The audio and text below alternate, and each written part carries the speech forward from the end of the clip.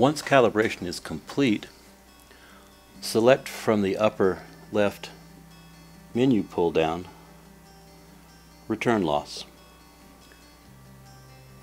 As can be seen from the pull down menu, we have defined from the factory return loss, cable loss, distance default, and spectrum monitor. Only two of the modes are actual measurements, return loss and spectrum monitor. Cable loss and DTF are calculations based on the return loss measurement.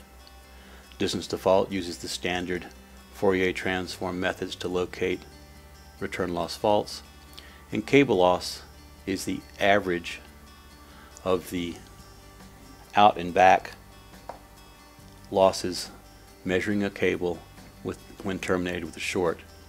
What this indicates is the loss going to the short is added to the loss coming back from the short, and we calculate the cable loss by dividing the sum of that loss, or the total loss, by 2.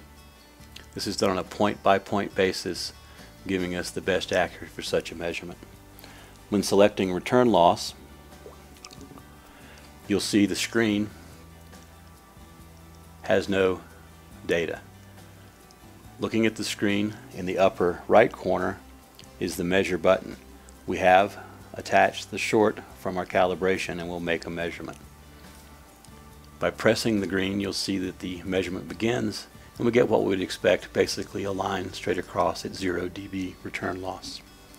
We can scale this by pressing the A to auto scale, and we can see that for this specific calibration, from 600 megahertz to 2750 megahertz, that the short measures very close to a perfect 0, which is what we would expect.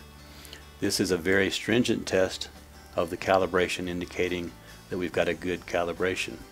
Additionally, as is often the case, you might connect the load